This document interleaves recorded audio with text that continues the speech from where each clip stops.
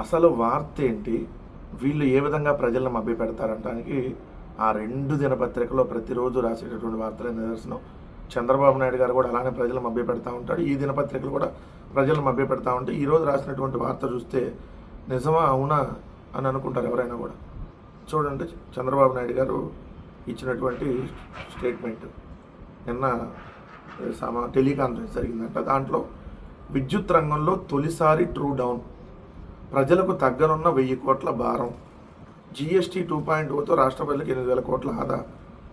సరే, ఈ జిఎస్టీ దాని మీద మాట్లాడే కంటే ముందు విద్యుత్ రంగంలో తొలిసారి ట్రూ డౌన్ అని చెప్పి ఇచ్చారు. అట్లానే ఆంధ్రజ్యోతి చూస్తే సమర్థత అనుభవం ఫలితమే ఛార్జీల తగ్గింపు, విద్యుత్ వ్యవస్థను గాడిని పెట్టాం, 1000 కోట్లు ఆదా చేశాం, తక్కువ ధరకు కరెంటు కొనుగోళ్లు సమర్థ నిర్వహణతోనే సాధ్యమైంది.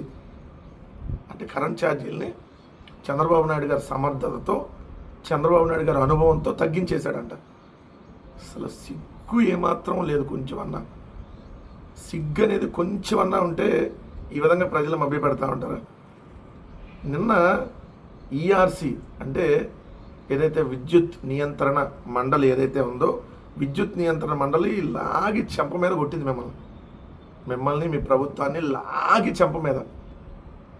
దాన్ని రాయాల్సింది పోయి, ఎందుకంటే అడ్డగోలుగా ఏదైతే ప్రజల నెత్తిన మీరు భారాన్ని మోపారో ఇమీడియట్గా ముందు తగ్గించండి అని చెప్పి యూనిట్కి 13 పైసలు తగ్గించమని చెప్పింది.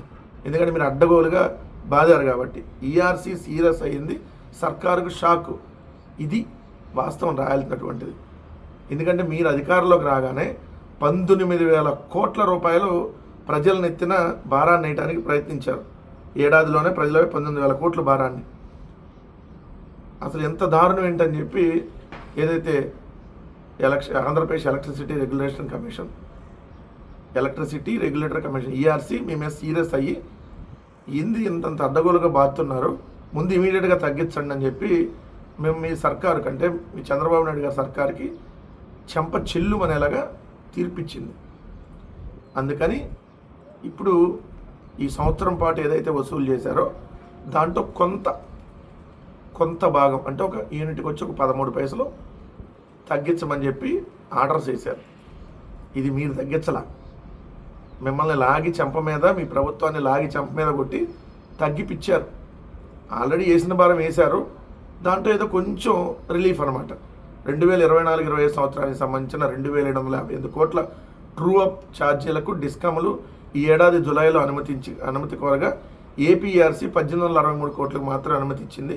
కానీ కూటమి సర్కారు ఏపీఆర్సీ అనుమతి ఇచ్చిన ధర కంటే మించి విద్యుత్తుని కొనుగోలు చేసింది. ₹5.27 కొనమని చెబితే ₹5.87 ఏపీడీసీఎల్, అలానే సిపిడిసిఎల్ ₹5.86 చొప్పున, అదేవిధంగా ఎస్పీడీసీఎల్ ₹5.89 చొప్పున వెచ్చించి విద్యుత్ కొనుగోలు కొన్నట్టు వెల్లడించాయి. విద్యుత్ కొనుగోలు ఖర్చు 34,517 కోట్ల అనుమతి ఉంటే 45,476 కోట్లు వెచ్చించి 7 డిస్కౌంట్లు చెప్పాయి.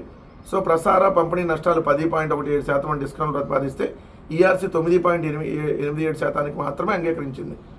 సో ప్రతి నెల యూనిట్కి 40 పైసలు చొప్పున డిస్కమ్లు ఇప్పటికే 2,787 కోట్లు వసూలు చేసినాయి.